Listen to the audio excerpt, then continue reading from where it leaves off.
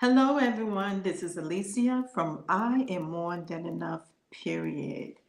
Today's guest, and I'm excited for her to be here because this woman is a powerhouse.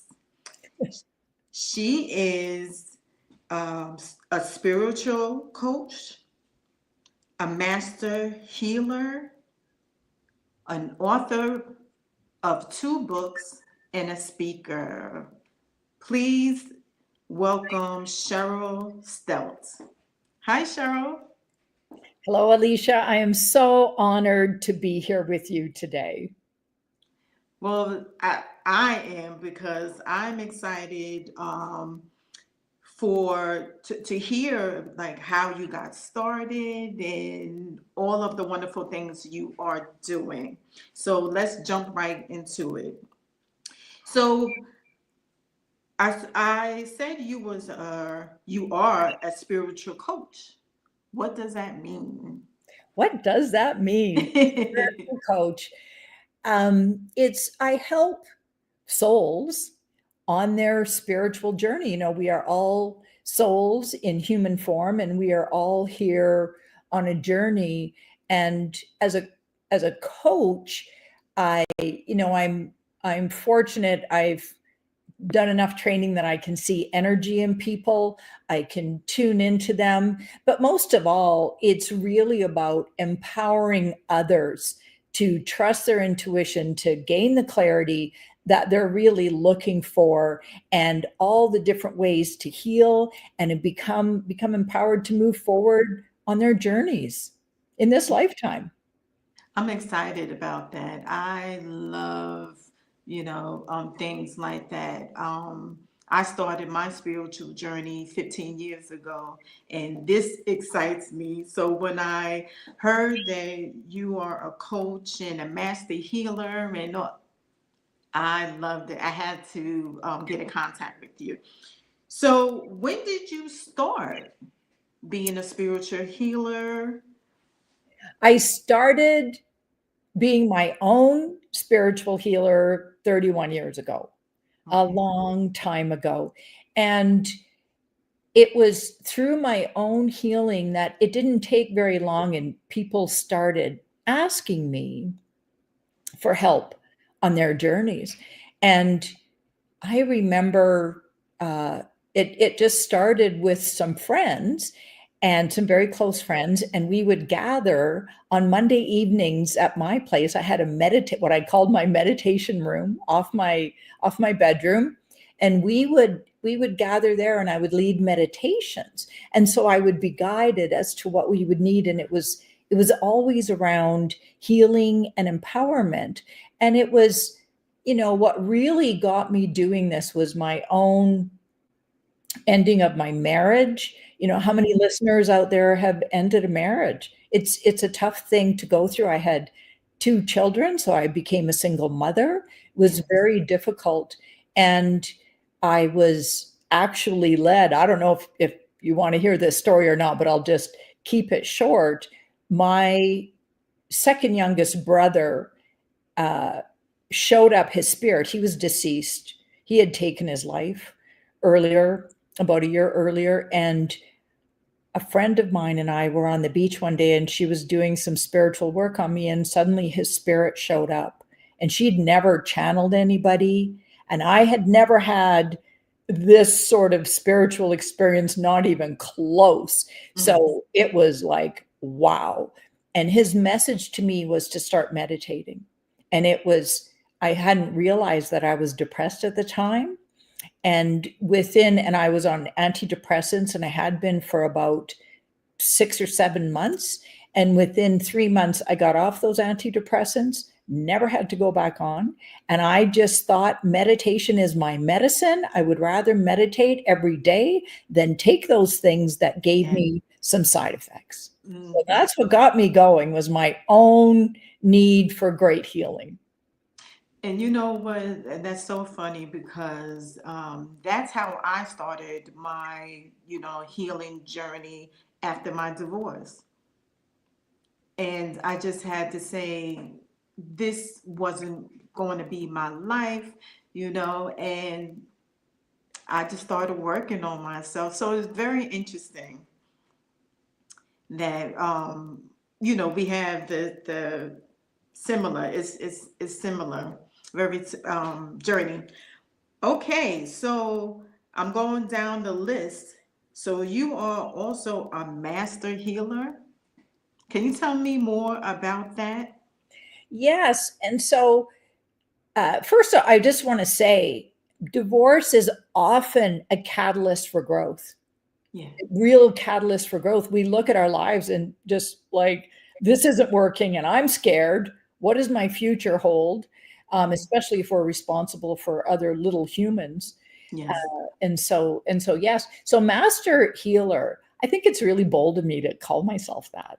I chose the title. It's like, and how many times on my journey, and let's just talk about the title of your podcast. You are more than enough, period. How many Yeah. times on my journey did I question myself? Who do you think you are? Or these feelings of I'm not enough, etc. Mm-hmm.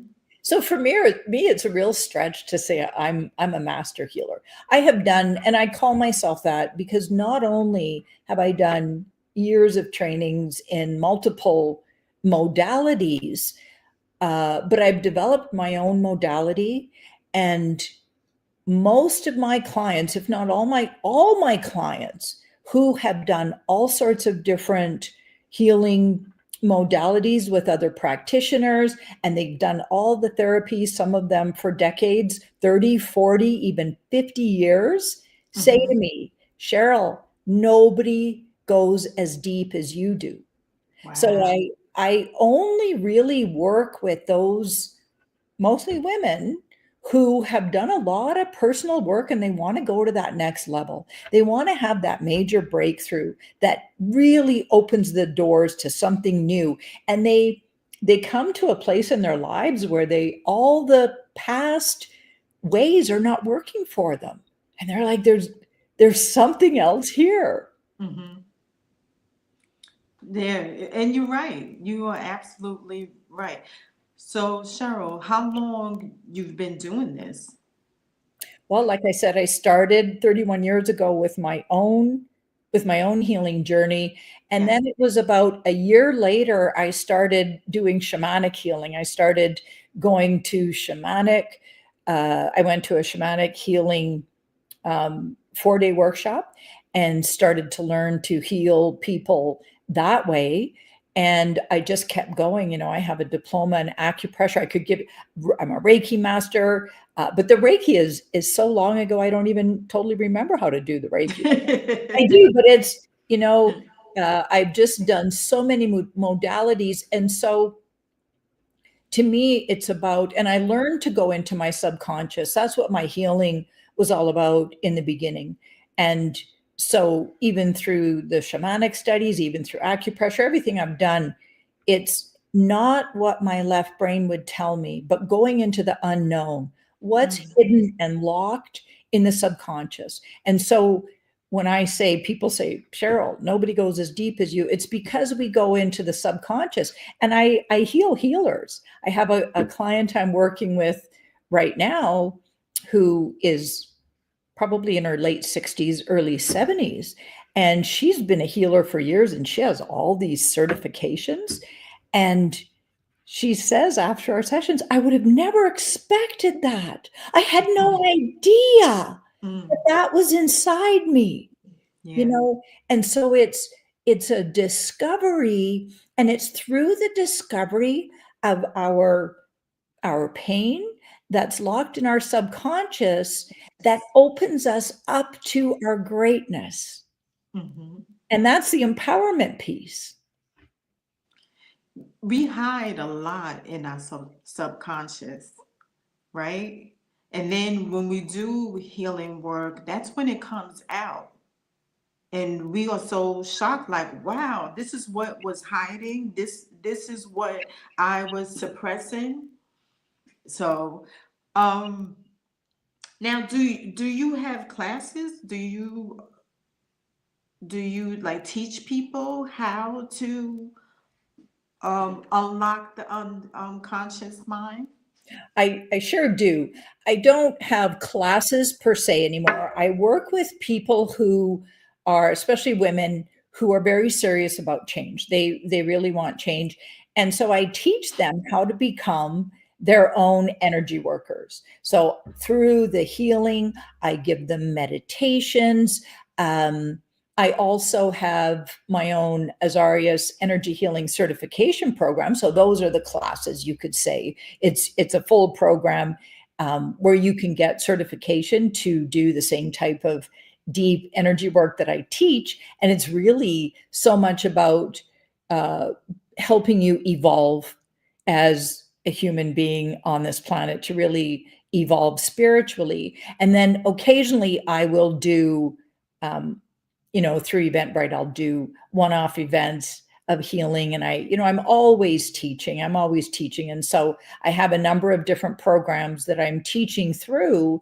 And what I find so many people benefit from when they first meet me, a lot of people will sign up for a chakra reading. And so how can I read the chakras? Well, I learned over the years to see them. And I teach others how to do chakra readings because they're just these energy centers that are so full of information. And the readings are always very, very detailed. You're going to get a lot of information, and it lets you know where your blocks are, what's holding you back, where is the energy stuck, and Yes. also where your superpowers are. Where Hmm. are you already more than enough, period? Right. Where is your light shining? And so just that one time with somebody can give them so much information and guidance on how they can move forward. Yes. I have one done, but can you explain what are chakras and the meaning of each chakra? Oh, sure, I would love to. So the chakras are energy centers that run along the inside of the spine. The chakras are not in front of the body, people. For over a decade, I meditated on the chakras in the front of my body, and I will tell you, you don't get as much bang for your buck.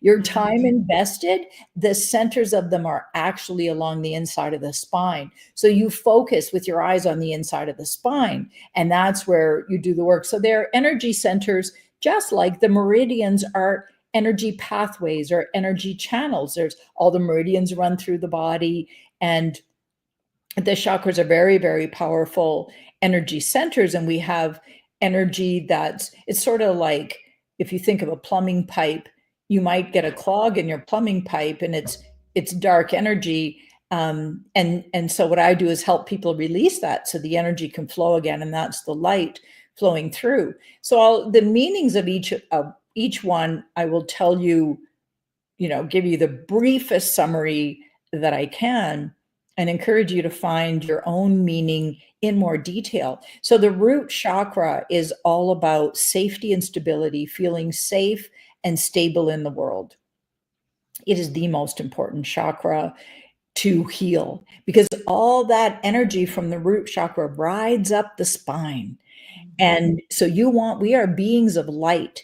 And the chakra system, there is always energy, love and light. The love and light of the whole universe is always coming in through the crown, down along the spine. The energy channels are known as the Ida and Pingala, or the Sushumna. It comes into the root chakra, and there are some chakras down below, and that energy goes up again. So most important to heal the root chakra. That's where you'll find you just get so much benefit from healing there, safety and stability. And once you become more safe and stable in the world, you feel that solid safety and stability. That moves that chakra into trust and faith. Trust and mhm. faith in yourself, trust and faith in your own soul's journey, trust and faith in God, source, the creator of the universe. And the highest level of the root chakra is responsibility and accomplishment. And responsibility, not just as a human on earth, but as a soul. What did your soul come here to become and to do? And what are we all here for? And that's a responsibility and accomplishment of that. And so the energy comes up to the sacral chakra, which is, so the root chakra is at the tip of the coccyx, the tip of the tailbone. The sacral chakra is just an inch and a half, 2 inches below the navel, but on the inside of the spine. And that is all about uh, ultimately creativity and divine creativity flowing through us. It's very much about those one-on-one relationships, especially with the mother. It's also sexuality, sensuality, passion, Yes. and really divine creativity flowing through us. So very, very important chakra. And the next one going up is the solar plexus, so in the upper abdomen, just below the sternum. And that's all about truth and power. And it's not just your personal truth and power, it is divine truth and power flowing through you. And truth is power. And then above that is the heart chakra, which is all about love and compassion. And the throat chakra, which is, it's about feeling seen and heard and expressing your truth, but it's ultimately about expressing your soul's purpose on this planet and to be seen by all for what you came here for. And the third eye is all about intuition and our inner seeing and knowing. And the crown chakra is our connection to the divine. Very important for this chakra to be open. And interestingly enough, the crown chakra rarely requires any work. It's often it's usually the most clear chakra. Hmm. And all the chakras have to be aligned, right? Yes, yes. And they naturally are. It is, I see the chakras all the time. And I know a lot of people do balancing of the chakras. They balance the chakras. And it's not how I see them out of balance or in balance. What I see is where the obstructions are, where the subconscious blocks are, and where is the energy flowing well. It's rare to see a perfectly clear chakra. Right. It's so rare unless you're a saint.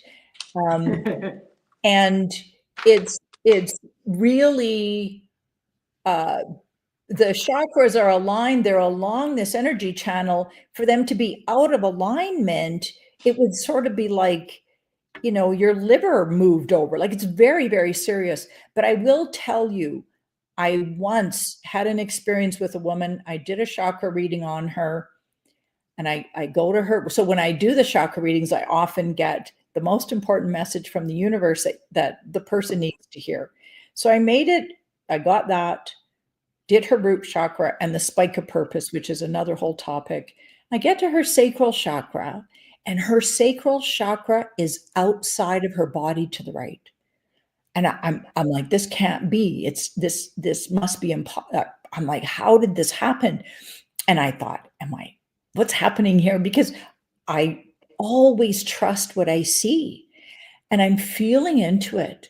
And I just felt such pain, such grief and loss, despair. I mean, it was awful. And it was outside of the body, which I had never experienced in all the years I've been doing this. And I said to the woman, I've never seen this before. Your sacral chakra is outside of your body to the right. I said, what happened to you?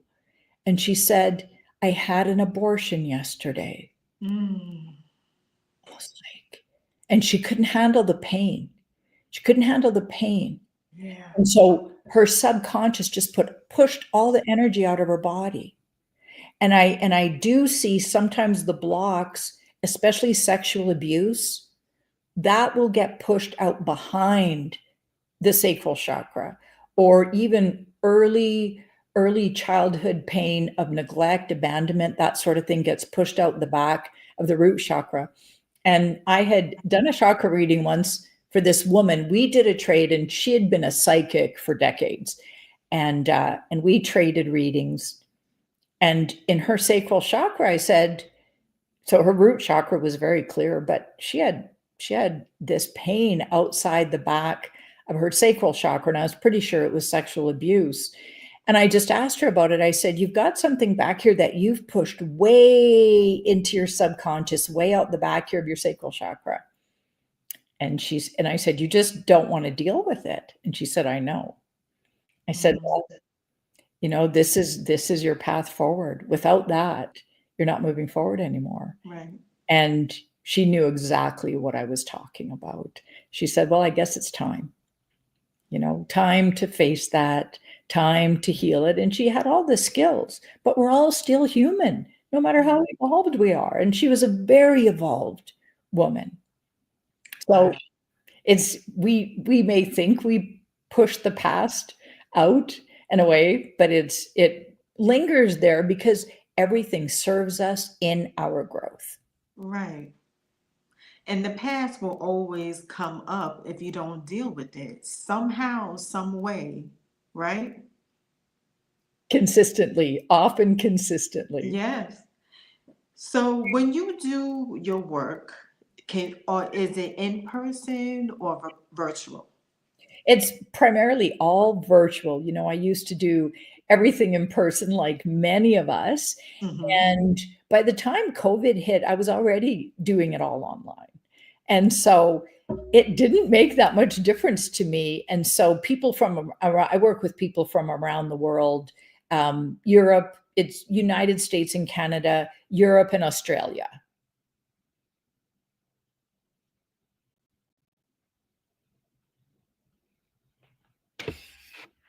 You can't hear me.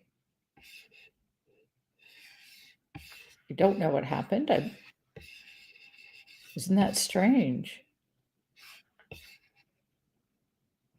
I have it muted and it's saying everyone can see and hear me.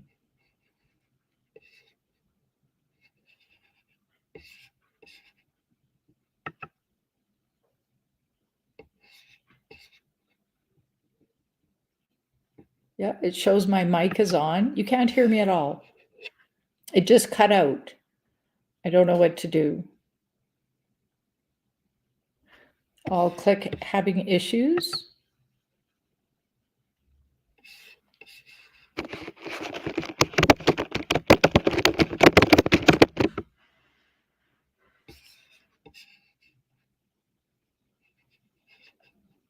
Can you see me?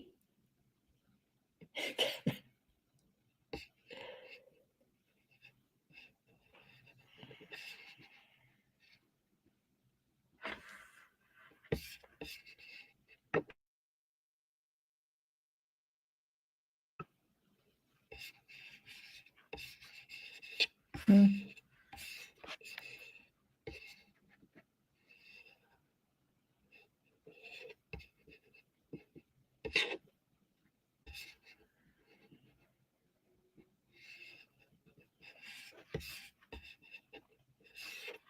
I don't know what to say. I can't hear you now. I can't hear you. I can't hear you now.